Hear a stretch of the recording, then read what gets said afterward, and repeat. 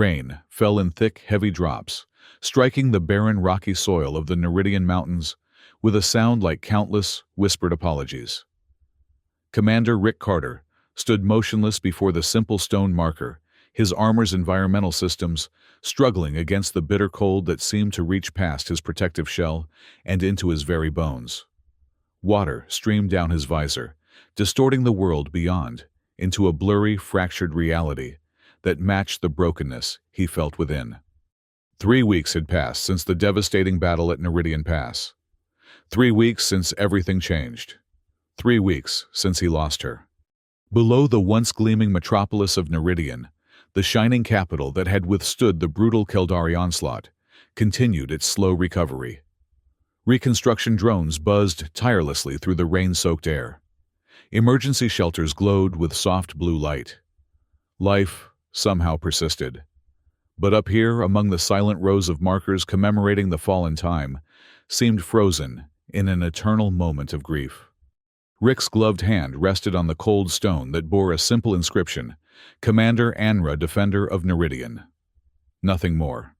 No dates, no elaborate epitaph, just name rank and final honor. The military precision of it all felt cruelly inadequate to capture the essence of the woman he had loved. "I should have been there," he whispered, voice barely audible above the rainfall. "All these years of combat, all the missions, all the close calls, and I wasn't at your side when it mattered most." His fingers traced the engraved letters of her name, the sensation dulled by his tactical gloves. "You always said we'd make it through, remember? That we'd see the end of this war together." His shoulders slumped as memories crashed through him with the force of artillery fire. Anra's fierce smile before a drop, her eyes vibrant like the heart of a fusion core. The quiet moments in their shared quarters when ranks and regulations momentarily faded away.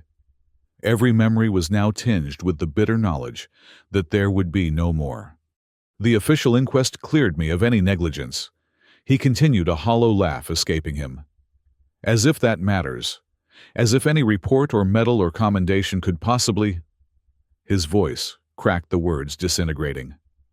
"I failed you, Anra, and I don't know how to carry that." The rain intensified, drumming against his armor like demanding fingertips. Lightning flashed in the distance, illuminating the rocky terrain in brief, stark detail. For just a moment, the entire memorial grounds were bathed in electric blue-white light, before plunging back into the gray gloom. "They want me back on active duty next week. Some special operation targeting Keldari supply routes." Rick exhaled slowly, fog forming briefly before his faceplate. "I'm going to request a different assignment. I can't lead anymore. Not after this." He lowered his head, water cascading from his helmet in rivulets. "This is goodbye, Anra. I'm not sure what I believe about what comes after, but if you're somewhere listening, know that I loved you. Not just as a fellow soldier. Not just as my second in command. I loved you in all the ways military protocol forbade, and I never told you." Rick fell silent, letting the rain fill the void his words had left. He began to straighten, preparing for the long descent back to the city, when a peculiar sensation stopped him. A gentle pressure on his armored shoulder light, tentative but unmistakably real. His combat instincts engaged instantaneously. In one fluid motion he pivoted, right hand dropping to his sidearm, while his left arm swept upward to deflect any potential attack. The weapon cleared its holster in a fraction of a second, muzzle rising toward the threat. But the motion froze incomplete as his brain processed what his eyes were seeing.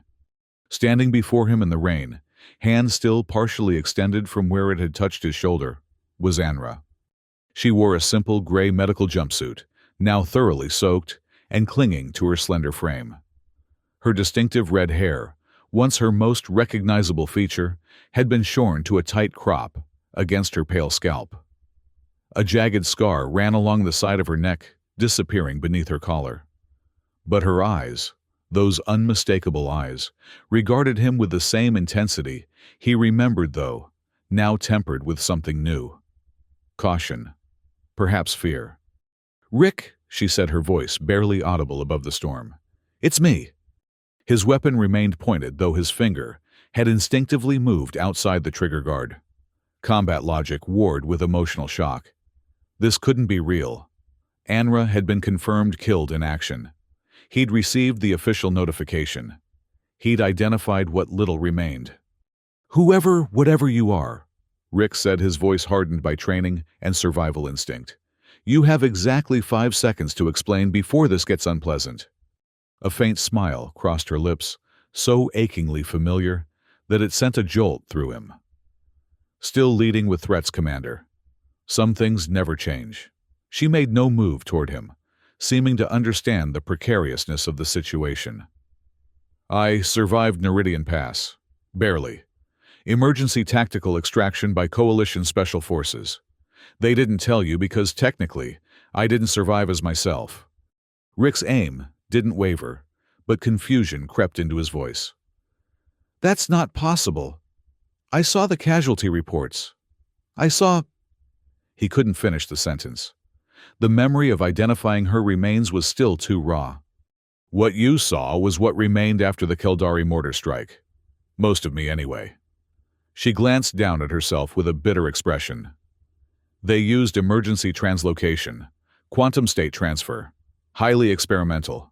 Highly classified." "Bullshit," Rick growled, though doubt had begun to seep in. "Quantum translocation is theoretical at best, lethal at worst. Nobody's survived a field deployment." "Nobody did survive," Anra replied, her gaze direct and unflinching despite the rain pelting her face. "Until me. Until Project Phoenix." That designation triggered an instant reaction. Rick had heard whispers of Phoenix, always in the context of deeply classified Coalition research. Supposedly some kind of next-generation combat enhancement program, but details were scarce, even among high-ranking officers. "If you're really Anra," Rick said, weapon still raised, "tell me something only she would know." She met his gaze through the rain. "The night before Neridian Pass, you showed me your grandfather's compass. Ancient thing with a cracked face, but still functional. You said it was to help find our way back to each other, if we got separated in the chaos." Her voice softened. "I joked that we weren't going anywhere, that low-tech would help. I was wrong." Rick's weapon lowered incrementally. The compass was a private memento never mentioned in any report, or to any other personnel. "When they pulled what was left of me from the battlefield," Anra continued, "conventional medical intervention wasn't an option. So they used me for Phoenix, an integrated neural somatic implant system. Part medical device, part tactical augmentation." Her hand drifted to the scar on her neck. "I'm still me, Rick, just upgraded without consent." Slowly, Rick holstered his weapon. Through decades of combat training, kept his posture guarded. "If you're alive, why come to me only now? Why let me think you were dead for 3 weeks? Because I only regained full consciousness 5 days ago, and I only escaped their facility yesterday." Her expression hardened. "I'm not just a survivor, Rick. According to Project Phoenix protocols, I'm Coalition property now. An asset. And they want their asset back." As if summoned by her words, a distant whine cut through the rainfall, the unmistakable sound of military dropship engines. Anra's head snapped toward the noise, her body tensing. "They've tracked me," she said, urgency replacing caution. "I don't have time to convince you further. Either shoot me now or help me, but decide quickly." Rick looked from Anra to the memorial stone bearing her name, rainwater, streaming down both in equal measure. A decision crystallized in his mind, one that violated protocols, regulations, and possibly law. But in that moment, none of that mattered. "There's a maintenance tunnel near the eastern edge of the memorial grounds," he said, reaching for her arm. "We need to move, now." Together, they sprinted through the rain past rows of memorial stones, their footsteps splashing through growing puddles. The dropship sounds grew louder, accompanied now by the distinctive whine of targeting systems activating. They reached a small utility structure just as searchlights began sweeping the memorial grounds. Rick placed his hand on an access panel, military credentials, granting immediate entry. The door slid open with a hydraulic hiss, revealing a narrow service tunnel bathed in emergency lighting. Rick ordered ushering Anra through before following the door, sealing behind them with a decisive thunk. The maintenance tunnel stretched before them, utilitarian and sparse, designed for service droids rather than humans. Condensation dripped from pipes running along the ceiling, and the air hung heavy with the smell of damp concrete and machinery. "This leads down to the city's infrastructure network," Rick explained, as they moved quickly through the confined space. "We can access the lower districts without passing through any security checkpoints."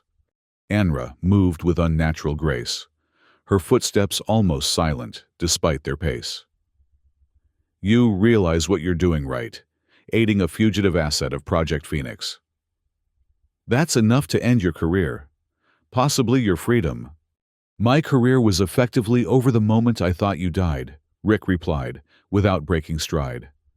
"As for my freedom, let's worry about keeping yours first." They continued in tense silence for several minutes, descending deeper into Neridian's understructure. The distant sounds of the city grew louder, machinery, ventilation systems, the low hum of power conduits. Occasionally, they paused at junctions, Rick consulting his tactical HUD to navigate the complex network of service tunnels. "We need to get you medical attention," Rick said, during one such pause, eyeing the faint tremor in Anra's hands. "Whatever they did to you." "Not conventional medical," Anra interrupted. "I need someone who understands the implant technology, but isn't affiliated with Coalition operations." Rick nodded grimly. "Gray Market District, then. I know someone who might help." "Someone you trust." "Someone who owes me," Rick corrected. "It's not the same thing, but it's the best option we have." They resumed their journey, eventually emerging from the maintenance tunnels into the chaotic sprawl of Neridian's lower levels. Here, the city's pristine facade gave way to a hodgepodge of improvised structures, repurposed military surplus, and the constant bustle of unofficial commerce. The rain continued to fall, though the dense urban canopy above broke it into a fine, persistent mist. Rick led them through winding alleys and crowded marketplaces, both of them keeping their heads down. Despite the late hour, the Gray Market District pulsed with activity, vendors hawking everything from food to questionable technology, mercenaries negotiating contracts at open-air bars, medical clinics operating without oversight or regulation. They finally arrived at a nondescript building wedged between a biotech salvage shop and what appeared to be an unlicensed augmentation parlor. The only indication of its purpose was a small holographic sign displaying a medical caduceus, rotating slowly beside the entrance. "Dr. Taros isn't officially a doctor anymore," Rick explained, in a low voice as they approached. "Coalition Medical Corps discharged him for experimental procedure violations. What that actually means is, he was too good at keeping soldiers alive through methods the military found ethically questionable." Anra's expression remained guarded. "And you trust him with whatever's inside me?" "Like I said, he owes me. I kept certain details out of my report when his case was under investigation." Rick pressed his hand against the clinic's security scanner. "Besides, he's the only person I know who might understand Phoenix Tech, who isn't directly tied to Coalition Command." After a moment, the door slid open, revealing a narrow corridor, illuminated by harsh white light. A security drone hovered at eye level, multiple scanning beams washing over them, before a synthesized voice announced, "Identify purpose of visit." "Tell Taros that Carter is calling in his marker," Rick responded. "Combat medical emergency classified technology involved." The drone hovered silently for several seconds, then, "Proceed to examination room 3. Dr. Taros will attend shortly." They followed the corridor to a small, surprisingly well-equipped medical bay. Unlike the chaotic exterior of the district, the clinic's interior was meticulously clean and organized with advanced medical equipment that would rival official military facilities. "Sit," Rick instructed, gesturing to the examination table. "And prepare yourself. Taros isn't known for his bedside manner." Anra complied, though tension radiated from her posture. "How much are you going to tell him?" "As much as he needs to know to help you," Rick removed his helmet, setting it aside. Without its environmental systems, the room felt uncomfortably warm after the chill of the rain. Which means everything you've told me about Phoenix. Before Anra could respond, the door slid open. Dr. Taros entered with the brisk efficiency of someone perpetually short on time. Tall and gaunt with cybernetic enhancements visible around his eyes and hands, he carried himself with the confident precision of a surgeon. "Commander Carter," he acknowledged without preamble. "When my systems flagged your biometric signature, I assumed you'd finally come about that shrapnel fragment in your left shoulder." His enhanced eyes shifted to Anra, narrowing slightly. "But I see you've brought a more interesting case instead." "Dr. Taros," Rick nodded in greeting. "This is Commander Anra." Taros, finished expression sharpening with interest. "Officially deceased as of 3 weeks ago. How fascinating." He approached Anra medical scanners, already activating in his augmented hands. "May I?" Anra gave a terse nod and Taros began a silent examination, holographic displays materializing around them, showing vital signs and deep tissue scans. His expression cycled through surprised concern and finally reluctant admiration. "Project Phoenix," he murmured almost to himself. "I've heard whispers read between the lines of classified medical journals, but to see it implemented..." He looked up at Rick. "Do you understand what they've done to her?" "Why don't you explain it?" Rick suggested, moving closer to Anra with a protective stance.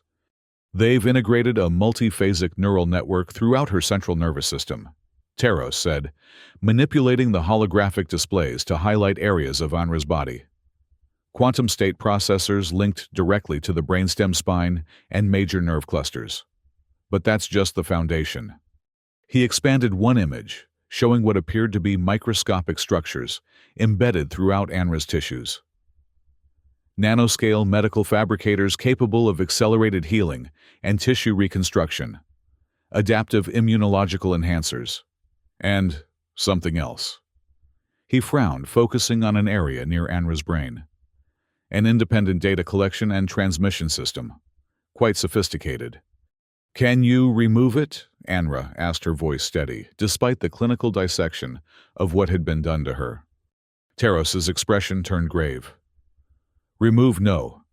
It's too integrated with your vital systems. Attempting full removal would be fatal." He manipulated the display again. "However, I might be able to disable certain components, particularly this data transmission module. That appears to be segmented from the life support functions."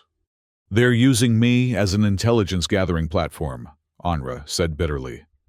"Everything I see, hear, experience, it's all being collected and transmitted back to Project Phoenix." "Clever design," Taros mused, professional appreciation, overriding bedside sensitivity. "They've essentially created a perfect infiltration asset. All the skills and memories of an experienced commander, augmented with next-generation combat enhancements and a built-in surveillance system." "Can you stop the transmission?" Rick pressed. "Cut their access." Taros considered for a moment. "Yes, but with significant risk. The system has safeguards tampering could trigger a catastrophic response." "What kind of response?" Anra demanded. "At minimum pain beyond your comprehension, as the neural interfaces overload," Taros replied bluntly. "At worst, the system could interpret tampering as capture by enemy forces and initiate a terminal protocol. They'd kill me remotely, rather than risk capture." Anra translated a humorless smile, touching her lips. "Of course they would." Rick's expression hardened. "I'm not accepting that option. There has to be another way." "Perhaps," Taros acknowledged, fingers dancing through holographic controls. "Before attempting to disable the system, I could extract the data it's collected. If there's something of value there, it might provide leverage." "Leverage," Rick repeated. "Against Project Phoenix." "Against whoever authorized it," Taros clarified. "Military projects of this magnitude don't exist in a vacuum. There are always oversight committees, funding sources, command authorities. Information is currency in situations like this." Anra exchanged a glance with Rick. Do it, she decided. Access whatever this thing has stored inside me. Taros nodded and began preparations assembling a complex array of equipment around the examination table. This will be uncomfortable, he warned. I need to establish a direct connection to the implant's data core without triggering security protocols. As Taros worked, Rick moved to Anra's side, speaking quietly. Are you sure about this? We could try to leave Neridian, find somewhere beyond Coalition jurisdiction. There is no beyond jurisdiction when it comes to Phoenix, Anra responded, her voice equally low. They've invested too much. They'll never stop searching. Her hand found his, squeezing briefly. Besides, I want to know what they put inside me, what they're using me for. The procedure began with Taros carefully inserting a specialized probe at the base of Anra's skull, where the scar tissue was most prominent. Holographic interfaces expanded around them, displaying streams of encrypted data as the connection established. Remarkable security architecture, Taros murmured, as his augmented fingers manipulated virtual controls. Multiple encryption layers, biometric authentication requirements. But no system is perfect. Anra's body tensed suddenly, a gasp of pain escaping her as the first security layer was breached. Rick moved to intervene, but Taros shook his head sharply. Don't interrupt. We're at the most delicate stage. Minutes stretched into an hour as Taros methodically navigated the implant's defenses. Anra remained conscious throughout, her breathing controlled, despite occasional spasms of pain. Finally, Taros's expression shifted to one of triumph. I'm in, he announced. Accessing primary data storage now. The holographic displays transformed raw data, coalescing into structured information, technical specifications, operational parameters, mission logs. But most prominently, a series of detailed schematics appeared, massive engineering diagrams, labeled in the distinctive angular script of the Keldari Empire. What am I looking at? Rick asked, scanning the technical information with growing concern. Weapon schematics, Anra answered, her voice hollow. During my recovery, they must have sent me into Keldari territory, used me to gather intelligence. Taros manipulated the display, expanding certain sections of the schematics. This is no ordinary weapon, he said, professional detachment, giving way to alarm. These are designs for a stellar destabilizer, a device capable of inducing premature nova events in main sequence stars. The implications crashed over them like a physical wave. Such a weapon could render entire planetary systems uninhabitable, in moments billions of lives extinguished with the push of a button. According to these data logs, Taros continued scrolling through information streams. Commander Anra's implant recorded this intelligence 14 days ago during an infiltration of a Keldari research facility in the Arcturus sector. I have no memory of this, Anra said, confusion evident. Nothing after the battle at Neridian Pass, then fragments of medical procedures, then waking in the Phoenix facility 5 days ago. Memory suppression. Taros nodded. Standard procedure for deep cover operations. They've been using you as an unwitting intelligence asset, allowing your enhanced body to gather critical information while keeping your conscious mind unaware. Rick's expression darkened with each revelation. They turned you into a weapon, used you without consent or knowledge.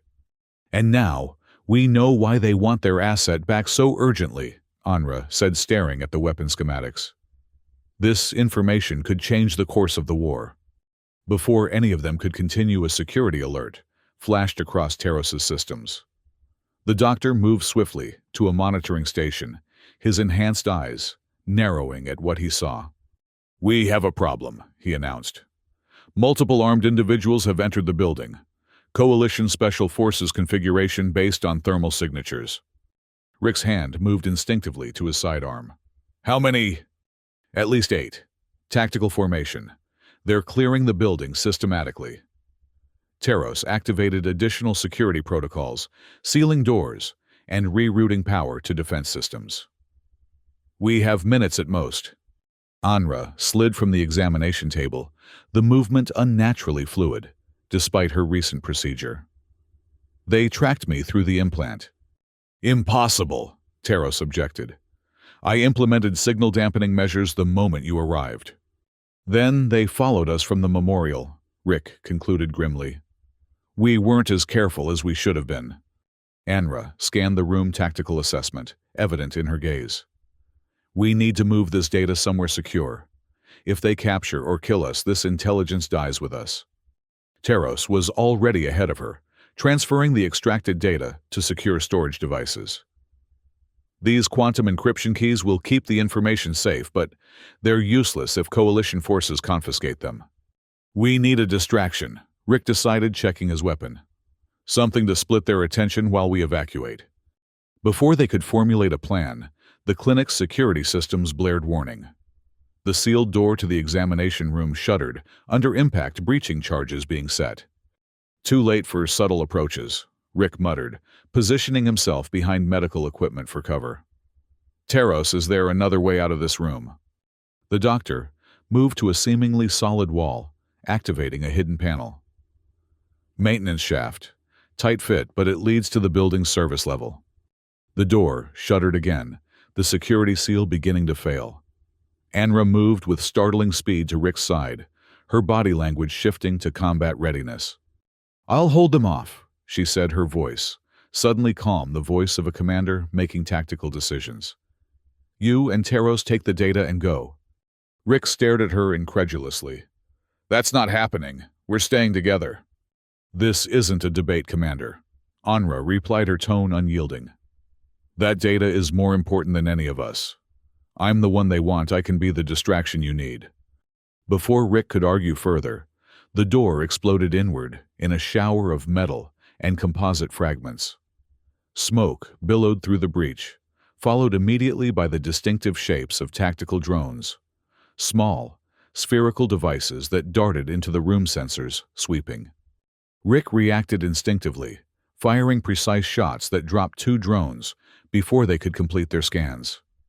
Anra moved with inhuman speed, closing the distance to the breach door and engaging the first Coalition operative who attempted entry.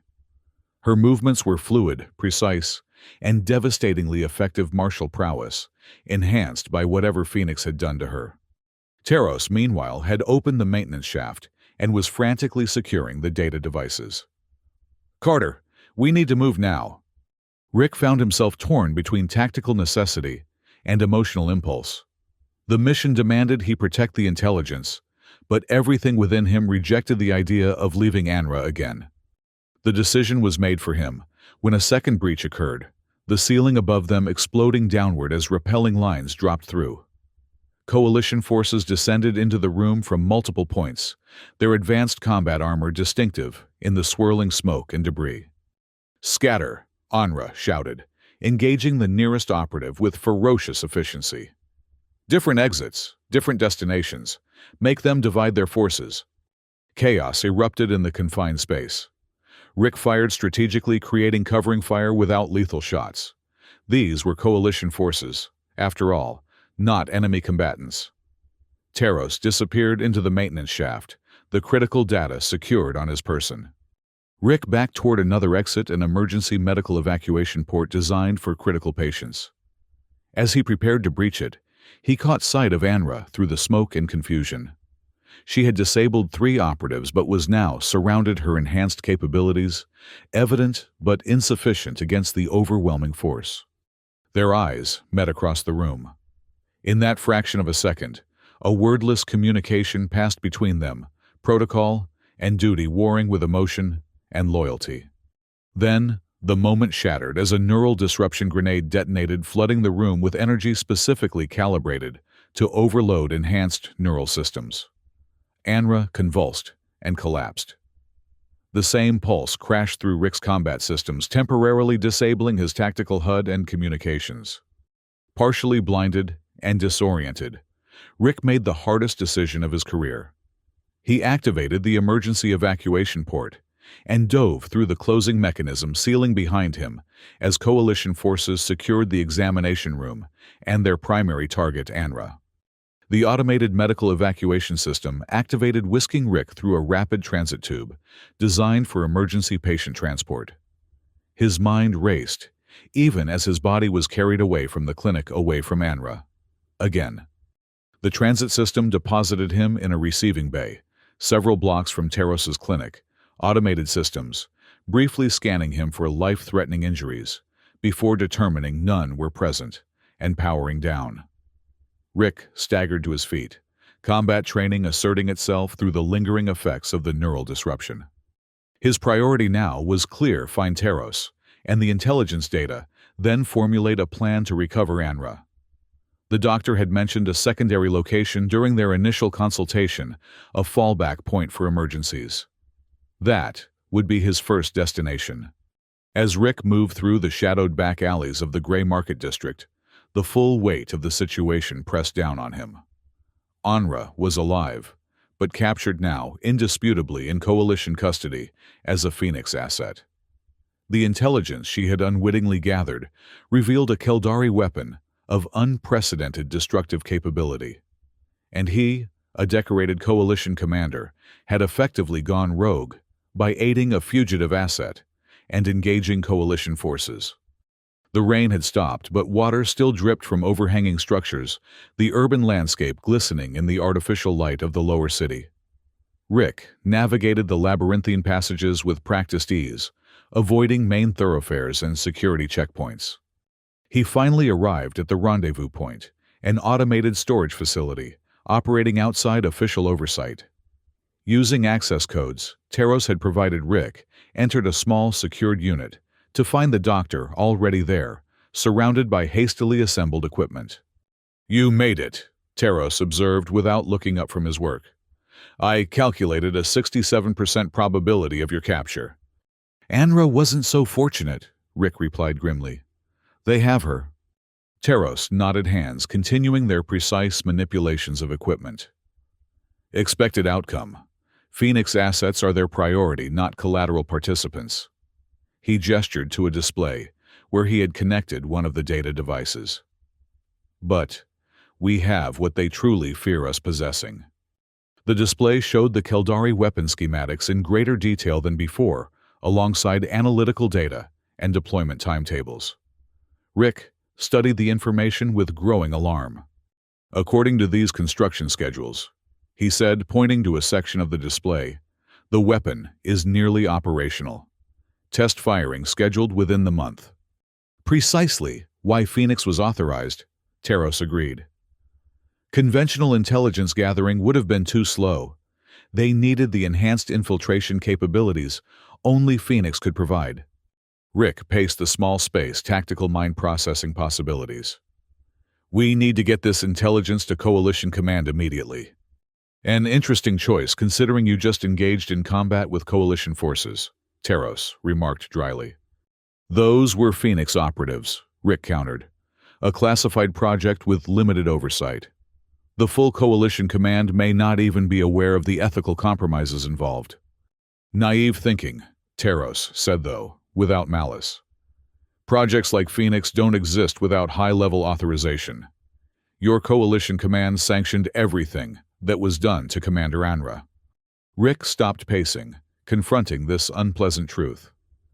"Then we leverage the information. The stellar destabilizer plans in exchange for Anra's freedom and autonomy." "Now you're thinking like someone who understands power dynamics." Teros approved, finishing his work on the equipment. "I've compiled the intelligence into a comprehensive package, including evidence of Phoenix's methods. Maximum impact with minimal technical knowledge required to understand the implications." "How do we make contact?" Rick asked. "Standard channels are compromised if Phoenix has the influence you suggest." Before Teros could respond, both men froze at a sound from outside the storage unit, the distinctive electronic whine of advanced security measures activating. A moment later, a calm voice carried through the sealed door. "Commander Carter, Dr. Teros, this is Director Harmon of Project Phoenix. You are surrounded by Coalition Special Forces, with authorization to use lethal force if necessary. However, I would prefer a more civilized resolution to our current situation." Rick and Teros exchanged glances.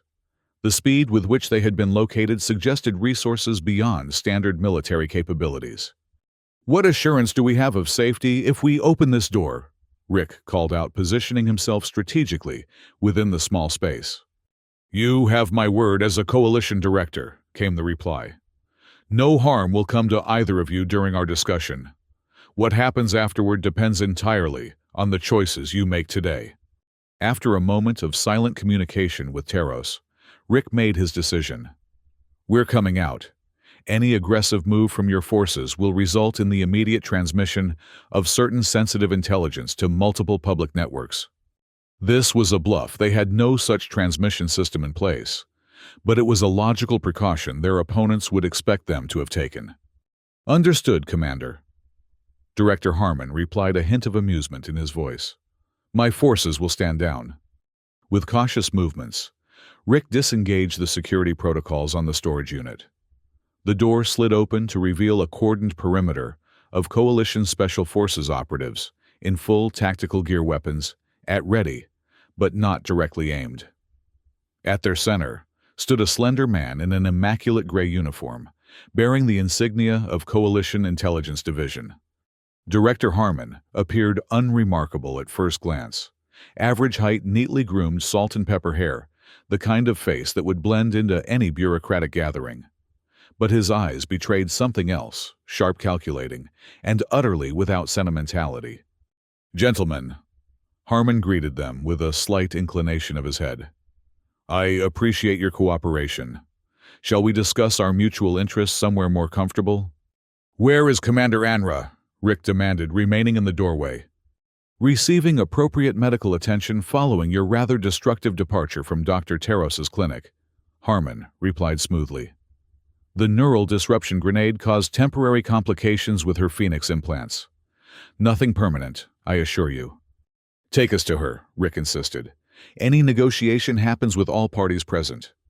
Harmon studied him for a moment, then nodded. A reasonable request. My transport is waiting. Under the watchful eyes of the Special Forces team, Rick and Taros were escorted to a sleek Coalition transport vehicle. The journey took them upward through Neridian's levels, from the shadowy gray market district to the more orderly military sector, near the city's administrative core. They eventually arrived at what appeared to be a standard military medical facility, though Rick noted subtle security measures that indicated far greater protection than normal. Inside, they were led through sterile corridors to a specialized medical bay. Anra lay on an advanced diagnostic platform, surrounded by equipment specifically designed to interface with her Phoenix implants. She was conscious, but restrained her expression, shifting from surprise to relief when she saw Rick and Taros enter. Touching reunion, Harmon observed, as he followed them into the room. Though I must point out, Commander Carter, that your actions have placed you in an extremely compromised position. Assaulting Coalition personnel, aiding the unauthorized departure of a classified military asset, theft of sensitive intelligence. Spare me the charges, Director, Rick interrupted. We all know why we're here. He moved to Anra's side, noting with professional detachment the various monitoring systems attached to her. Are you all right? Define all right, she replied with a strained smile. They've locked down most of my enhanced functions. Limited mobility sensory processing at about 60%. But I'm conscious and thinking clearly. Rick turned to face Harmon. Release her restraints. Now. I'm afraid that's not possible until we've reached an understanding. Harmon replied, his tone reasonable but unyielding. Commander Anra represents an investment of resources and technology that exceeds the annual defense budget of several coalition worlds combined. More importantly, she contains intelligence that could prevent the deaths of billions. Intelligence we've already extracted, Taros interjected, holding up one of the data devices. The Kildari Stellar Destabilizer, deployment schedules, vulnerability assessments, everything. A flicker of something perhaps genuine surprise crossed Harmon's composed features. You managed to bypass the Phoenix security protocols, impressive, Doctor. Your dismissal from the medical corps was clearly premature. Let's cut to the core of this, Rick said, maintaining his position beside Anra. You want the intelligence we've extracted. We want Anra released from Project Phoenix Control recognized as an autonomous individual, rather than military property. Harmon sighed, spreading his hands in a gesture of apparent reasonableness. If only it were that simple, Commander. The Phoenix implants are integral to her continued survival. They cannot simply be deactivated. They can be modified, Taros countered, reprogrammed to prioritize her autonomy rather than coalition control. The data transmission and memory suppression functions can be disabled without compromising life support. At significant risk, Harmon noted. The integration is complex with multiple failsafes designed specifically to prevent tampering. The risk is mine to accept, Anra said firmly from the diagnostic platform. My body, my choice. Harmon regarded her with clinical interest. An admirable sentiment, Commander. But you are a coalition officer who volunteered for military service. The legal framework regarding experimental procedures in life-threatening combat scenarios is quite clear.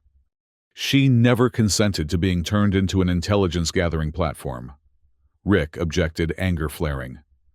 Using her body while suppressing her consciousness crosses every ethical boundary the Coalition claims to uphold. Ethics. Harmon repeated the word, carrying a weight of dismissal. A luxury we cannot always afford when facing existential threats. The Kildari stellar destabilizer represents just such a threat. Then, let's address that threat. Rick proposed tactical mind, finding a potential path forward. The intelligence in our possession combined with Anra's first-hand experience infiltrating the Kildari facility, conscious experience not as a manipulated asset could be the key to neutralizing this weapon before it becomes operational. Harmon's expression shifted subtly, interest kindling behind his composed exterior. Go on. A joint operation, Rick continued. Coalition resources combined with our intelligence. Anra participates voluntarily, with full awareness and control of her enhanced capabilities. Dr. Taros modifies the Phoenix implants to eliminate involuntary control while maintaining the combat and infiltration advantages. And afterward, Harmon asked the question, revealing that he was at least considering the proposal. Afterward, Anra retains her enhancements but with full autonomy, Rick stated firmly. No memory suppression, no remote monitoring, no control protocols. She returns to active duty if she chooses, or separates from service with appropriate recognition of her sacrifices. Harmon was silent for a long moment, calculating implications and alternatives with evident precision. Finally, he spoke. I will require certain assurances. The intelligence data must be surrendered in its entirety. Any modifications to the Phoenix implants must be reviewed and approved by our technical team. And this entire arrangement remains classified at the highest level. And in return, Anra pressed. In return, I will authorize Dr. Taros to perform the modifications you request with appropriate supervision. Following the successful neutralization of the Kildari threat, your status will be re-evaluated with the provisions Commander Carter has outlined. Harmon's gaze hardened. But, make no mistake, failure to comply with these terms at any point will result in immediate reversion to your status as a Phoenix asset with all that entails. The threat was clear, but so was the opportunity. Rick glanced at Anra, a silent question in his expression. She gave a subtle nod. We have terms, Rick confirmed, extending his hand to Harmon. The director regarded the offered hand momentarily, before accepting it with a firm, brief shake. We have an arrangement, Commander. Let us hope none of us comes to regret it. Within hours, the operation began taking shape. Under the watchful supervision of both Phoenix technical specialists and Dr. Taros, Anra's implant systems were methodically modified. The process was painstaking, and not without risk. Several times alarm systems blared as vital functions fluctuated dangerously. Throughout the procedure, Rick remained present, alternating between studying the extracted intelligence data and monitoring Anra's condition. The Kildari weapon specifications revealed a frightening advancement in destructive capability, a device that could effectively weaponize a star-inducing catastrophic stellar instability that would render entire systems uninhabitable. According to the gathered intelligence, the weapon was being constructed within a heavily fortified Kildari facility in the Arcturus sector, with initial testing scheduled within weeks. Once operational, it would put dozens of coalition worlds at risk of annihilation. 26 hours after their agreement with Harmon Anra emerged from the final phase of implant modification. She sat up slowly on the medical platform, eyes adjusting to the room as though seeing it for the first time. "How do you feel?" Rick asked, concern evident in his voice. "Different," she replied, flexing her hands experimentally. "Clearer, like waking from a dream where someone else was pulling the strings." She glanced toward Dr. Teros. "Did it work? Am I free?" "The control and monitoring functions have been disabled," Teros confirmed, reviewing diagnostic displays. "Memory suppression protocols eliminated. Remote access severed. You retain all the physical enhancements, accelerated healing, neural processing optimization, enhanced reflexes, but without external control mechanisms." Director Harmon, who had been observing from near the doorway, stepped forward. "Convenient timing as we've finalized the operation parameters, based on the intelligence you provided. Briefing in 1 hour, deployment immediately afterward." Rick frowned. "She needs recovery time." "The Phoenix enhancements include accelerated recovery functionality," Harmon countered smoothly. "Commander Anra is physically capable of deployment now, and the intelligence indicates our window for action is rapidly closing." Anra swung her legs over the edge of the platform, testing her balance. "He's right, Rick. I can do this." She met his gaze directly. "I need to do this. To take back control, to use what they put in me for my own purposes." The briefing confirmed what the intelligence had already revealed. A strike team would infiltrate the Kildari facility, sabotage the stellar destabilizer before its scheduled test firing, and extract with minimal detection. The key advantage lay in Anra's previous infiltration. Though she had not been consciously aware during that mission, the Phoenix implants had mapped the facility in extraordinary detail. The primary target is the cooling mechanism for the weapon's main reactor, the tactical officer explained, highlighting sections of the holographic display. The destabilizer works by generating a precisely calibrated gravitational wave that disrupts stellar fusion processes. But generating that wave produces enormous heat that must be dissipated through this cooling array. Rick studied the schematics with professional assessment. "Sabotage the cooling system. The reactor overheats and the weapon destroys itself." "Precisely," Harmon confirmed. "A small team has the best chance of infiltration success. Commander Carter and Commander Anra, with technical support from a Phoenix specialist." "Not Dr. Teros?" Anra questioned, glancing toward the doctor. "Dr. Teros lacks field qualification," Harmon replied dismissively.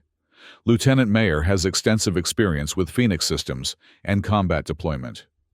The referenced officer, a composed woman with the distinctive neural interface marks of advanced technical specialization, nodded in acknowledgement.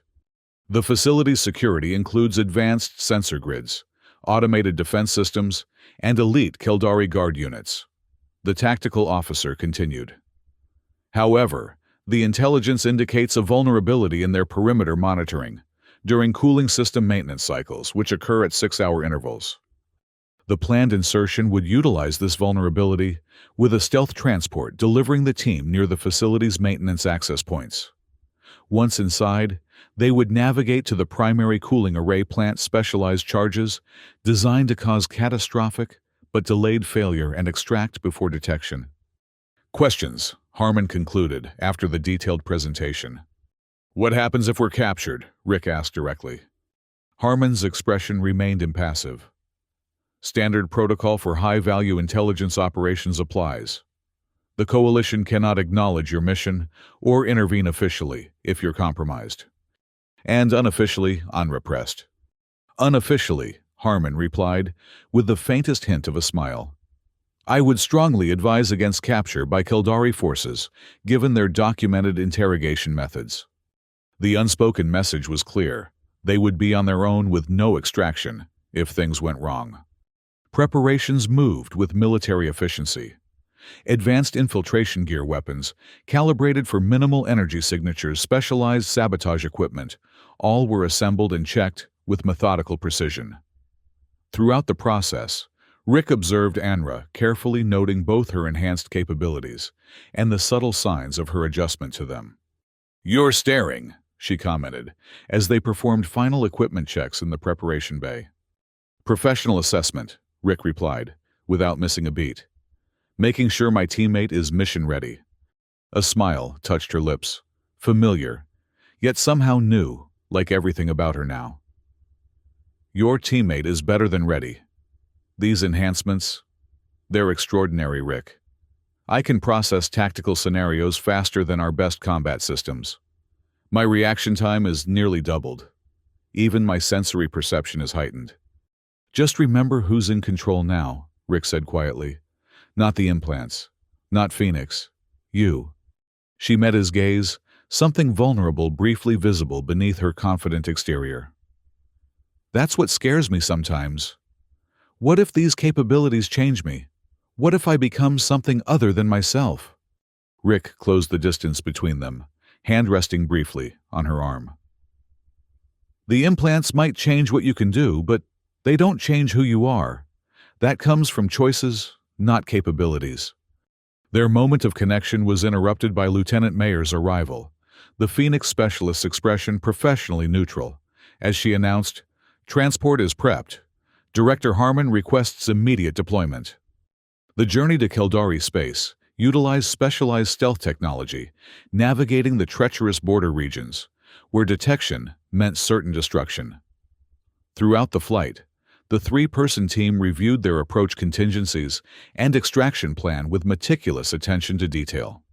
Lieutenant Mayer maintained a clinical detachment, focusing exclusively on mission parameters and technical specifications.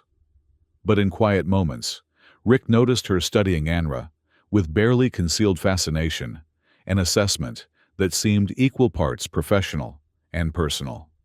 "You're wondering if I resent Phoenix," Anra finally said, during one such moment, her enhanced perception, having clearly noted the scrutiny. Mayer didn't deny it. "The program saved your life when conventional methods would have failed. Some might consider that worth the cost." "And if it had been you on that operating table?" Anra asked. "Your consciousness suppressed your body used without your knowledge or consent. I volunteered for Phoenix Technical Division, knowing the ethical complexities," Mayer replied evenly. "The calculus is simple individual autonomy, weighed against preventing planetary-scale destruction." "The problem," Rick interjected, "is who gets to make that calculation? Who decides which individuals become tools rather than people?" Mayer regarded him with cool assessment. "In a perfect universe, Commander, such choices would never be necessary. We do not live in that universe." Further discussion was curtailed as the transport pilot announced their approach to the Keldari facility. Final preparations were made in tense silence, each team member focusing on their role in the high-stakes operation. The insertion went precisely as planned, the transport dropping them at the designated coordinates during a maintenance cycle, the facility's perimeter defenses temporarily blind to their approach. Using specialized equipment, they breached an auxiliary access point and entered the massive complex undetected. Inside the facility was a testament to Keldari engineering, brutally efficient with minimal aesthetic consideration, beyond projecting power and authority. Angular corridors of dark composite materials, lighting harsh and functional automated systems, patrolling with predictable precision. Anra led the way, her movements fluid and confident as she navigated the complex. "It's strange," she whispered as they paused at a junction. "I've never consciously been here before, but I recognize everything, like remembering a dream in fragments." "The Phoenix implants retain the spatial mapping from your previous infiltration," Mayer explained quietly. "Your conscious mind now has access to that data." They proceeded deeper into the facility, avoiding patrols through precise timing and occasional use of specialized countermeasures to temporarily blind monitoring systems. The few Keldari personnel they encountered were neutralized silently and hidden to avoid raising alarms. As they neared the central reactor complex where the cooling systems were housed, security increased dramatically automated weapon emplacements, enhanced sensor grids, and elite Keldari guards in distinctive black armor. "We need a diversion," Rick assessed, studying the approach through specialized optics. "Something to draw attention away from the cooling control nexus." Anra nodded, already processing tactical options. "The auxiliary power distribution node," she suggested, pointing to a location on their tactical display. "If we trigger alarms there, security protocols will prioritize power system integrity over peripheral systems like cooling." "I can program a cascading failure sequence." Mayer confirmed, already configuring a specialized disruption device. "Threatening, but not catastrophic. Requiring immediate response, but not facility-wide lockdown." The plan executed with precision. Mayer's device was placed at the designated location, timed to activate as they approached the cooling nexus. When the alarms blared and emergency protocols engaged, the response was exactly as Anra had predicted. Security forces rushed to contain the apparent power system threat, leaving their primary target temporarily vulnerable. They moved quickly through the now accessible corridors, reaching the massive chamber, housing the cooling array for the stellar destabilizer's core. The technology was unlike anything Rick had encountered: crystalline structures pulsing with energy, coolant systems utilizing principles that seemed to defy conventional physics. "Magnificent engineering," Mayer murmured despite herself as they entered the control nexus. "Terrible purpose, but brilliant design." "Let's appreciate the brilliance after we've neutralized it," Rick responded, securing the entry point, while Anra and Mayer approached the main control systems. Using her Phoenix-enhanced capabilities, Anra interfaced with the Keldari systems at unprecedented speed, bypassing security protocols that would have taken conventional methods hours to crack. Meanwhile, Mayer prepared the specialized sabotage devices, molecular disruptors designed to cause cascading failure in the cooling systems, but only after a delayed activation. "We need 13 minutes to place the devices at critical junctions," Mayer reported, checking the tactical timeline. "Our diversion will hold attention for approximately 17 minutes before systems auto-reset. Then, we have a 4-minute extraction window," Rick calculated. "Split up, place the devices according to the schematic, rendezvous at Mark Point Delta for exfiltration." They separated, each taking a section of the massive cooling array. Rick moved methodically through his assigned area, placing disruptors at structural weak points identified in the intelligence data. The chambers were eerily beautiful, pulsing blue-white energy, contained within precision-engineered systems, all serving a weapon of unimaginable destruction. As he placed his final device, an alert from Anra came through their secure communication link.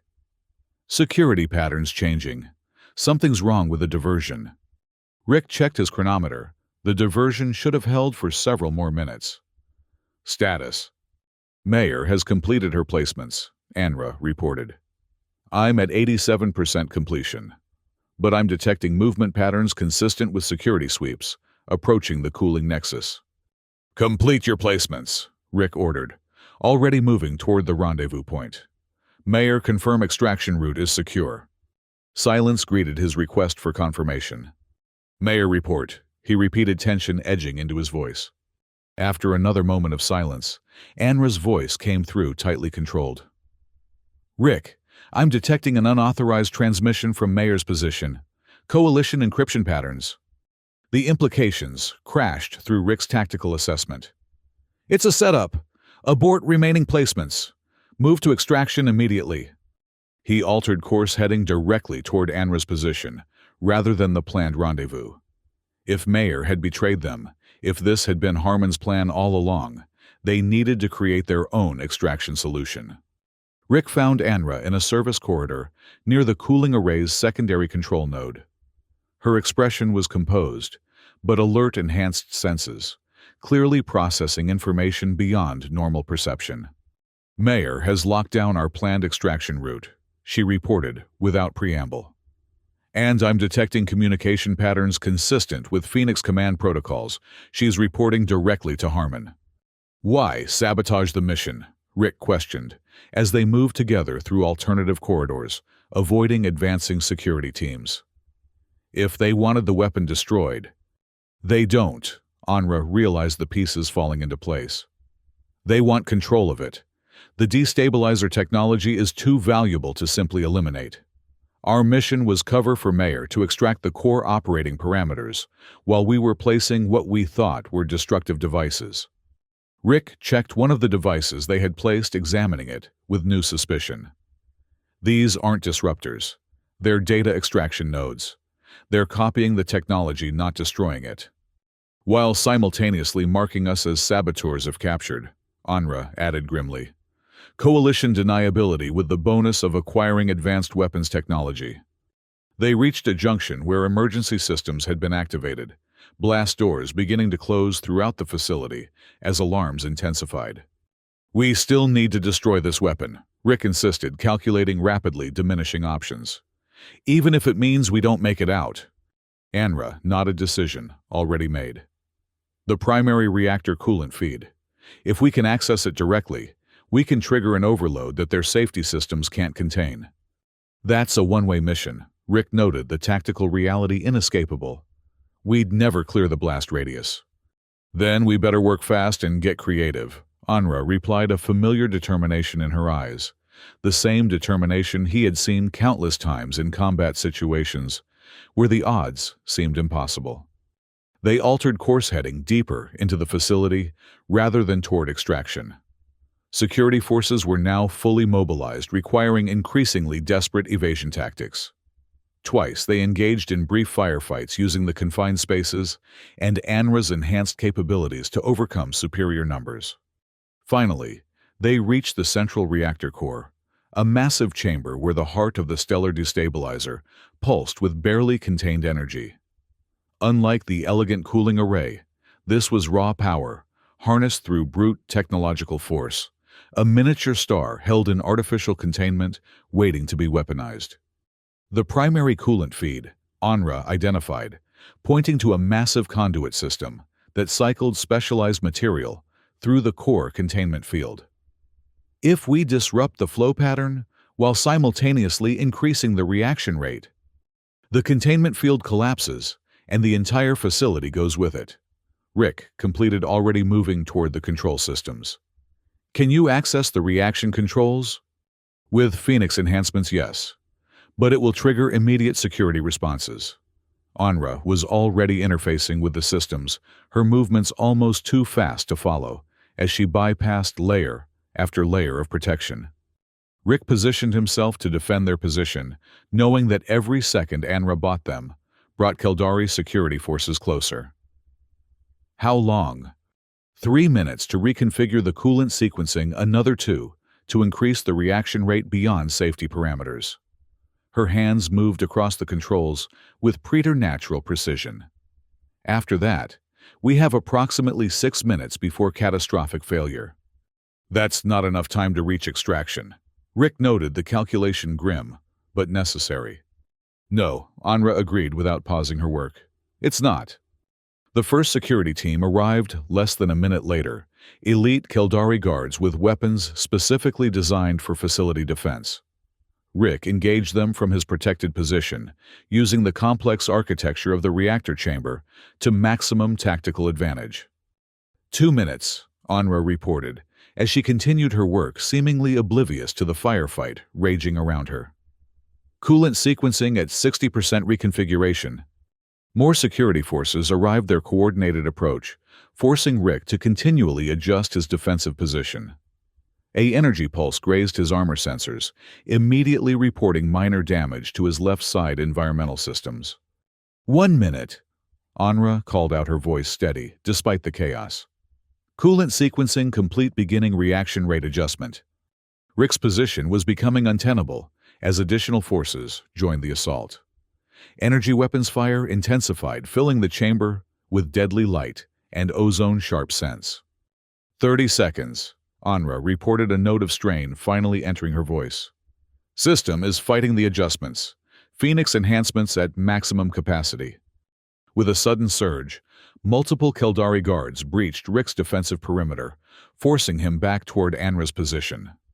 Close-quarters combat erupted, his training and experience only barely offsetting their numerical advantage. "Done," Anra announced triumphantly, disengaging from the control systems. Reaction rate climbing, coolant flow disrupted. Containment failure in 5 minutes, 17 seconds. She immediately joined the fight, her enhanced reflexes and strength turning the tide momentarily. Together, they created enough space to break from the immediate engagement and move toward a potential extraction route. "There's an automated transport system 2 levels up," Anra explained, as they fought their way through the facility. "Used for material movement between sections. If we can access it, we might get enough distance before detonation." It was a desperate plan, but their only option. They battled through increasingly coordinated resistance, Anra's enhancements, proving decisive in the most challenging encounters. Rick sustained another injury, a more serious hit that compromised his armor's integrity along his right leg, but continued forward with grim determination. 3 minutes to containment failure, Anra reported as they finally reached the transport level. System showing critical warnings throughout the facility. They know something's wrong, but not exactly what. The transport bay was a massive automated facility, where cargo pods moved along preset routes throughout the complex. They located a pod scheduled for exterior deployment, overpowering the minimal security present and commandeering the vehicle. "Will this get us far enough from the blast radius?" Rick questioned, as they initiated emergency launch procedures. "Not by itself," Anra admitted, rapidly reconfiguring the pod systems. "But if I override the safety limiters on the propulsion system?" The pod lurched into motion, joining the automated flow, before suddenly accelerating far beyond normal parameters as Anra's modifications took effect.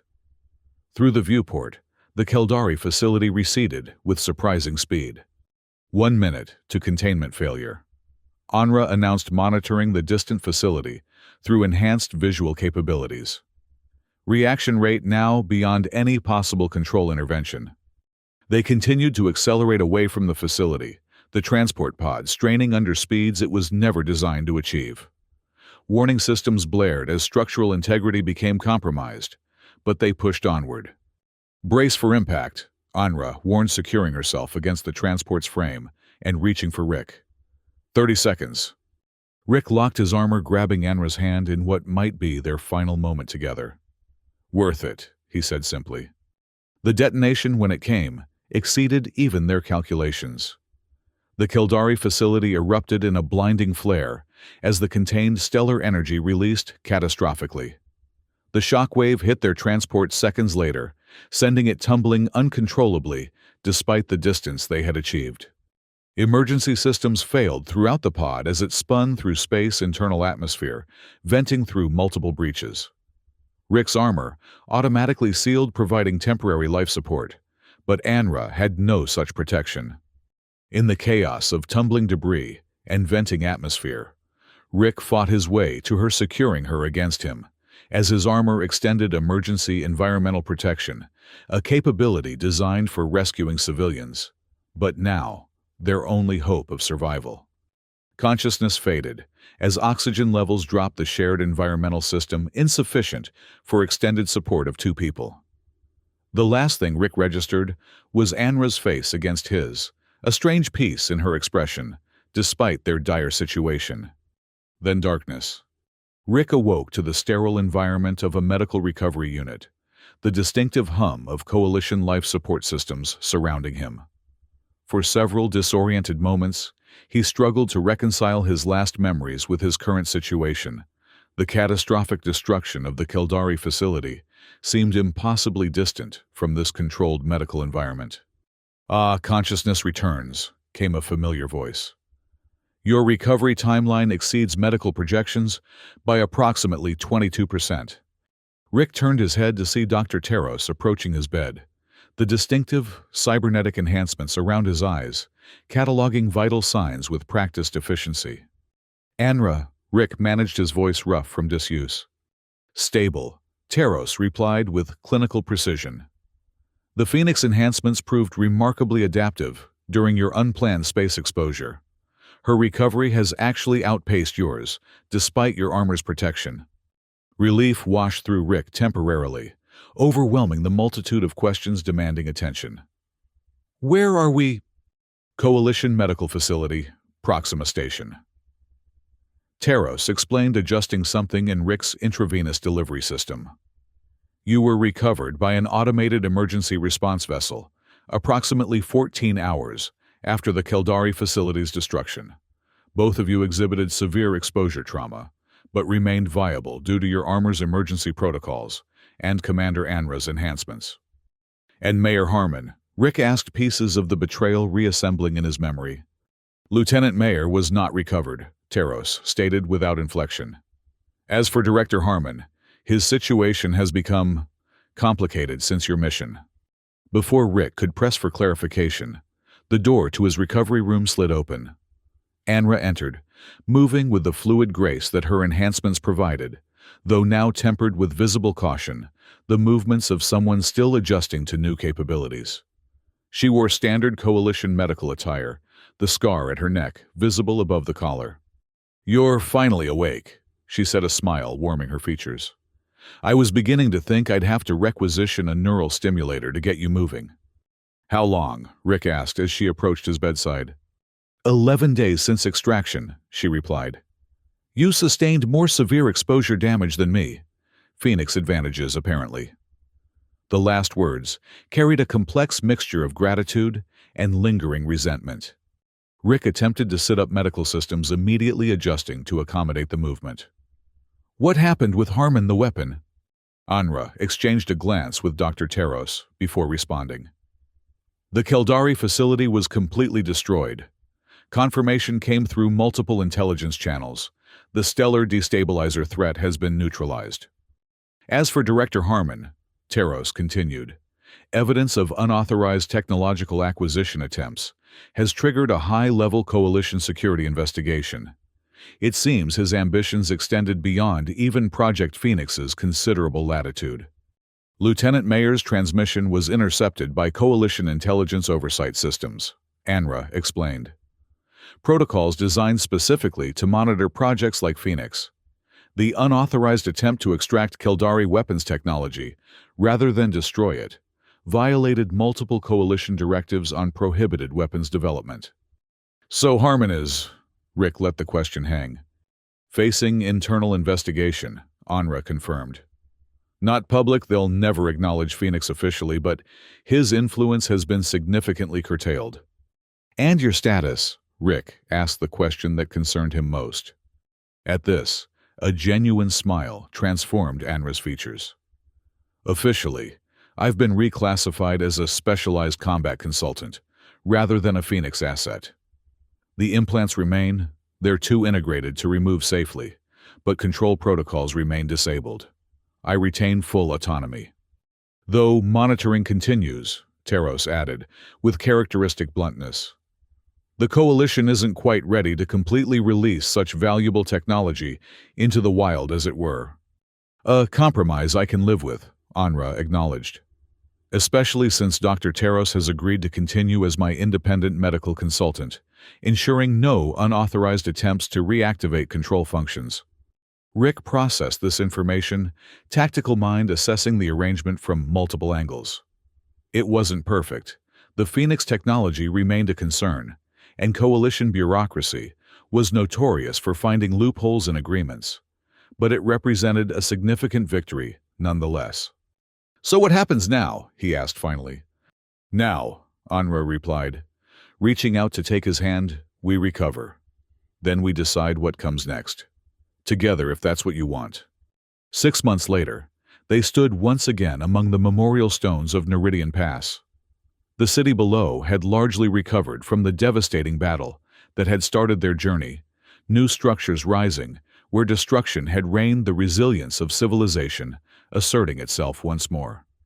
The rain that had accompanied their last visit was absent today, replaced by clear skies and gentle sunlight warming the rocky soil.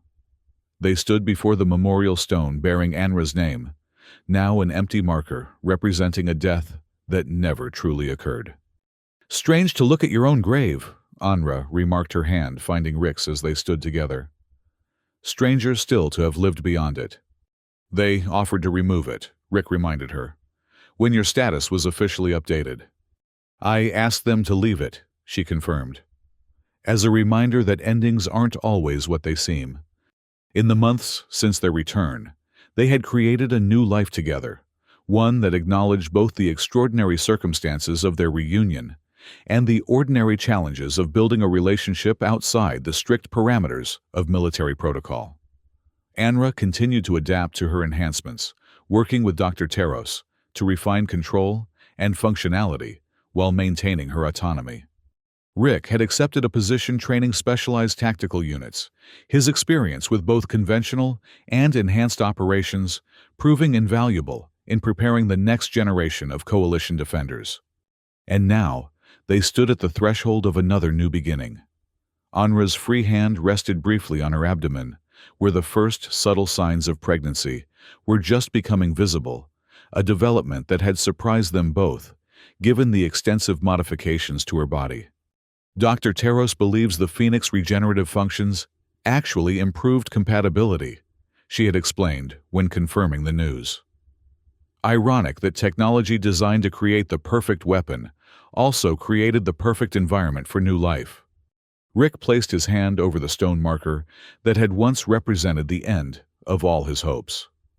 Anra's hand joined his, their fingers intertwining atop the cold surface that now symbolized not loss, but transformation. "Ready to go home?" he asked softly. Anra nodded, her smile containing all the complex emotions of their journey. The grief of separation, the joy of reunion, the uncertainty of a future shaped by both human choice and technological intervention. "Home," she agreed, turning from the memorial to face the path ahead. "Though I'm beginning to think home isn't a place at all." They descended from the memorial grounds together, leaving behind the marker of a death that had instead become a doorway to an unexpected life. Behind them, the stone stood silent in the sunlight, a testament to endings that transform into beginnings, when touched by the most human of forces. Hope, perseverance, and love that transcends even the finality of farewell.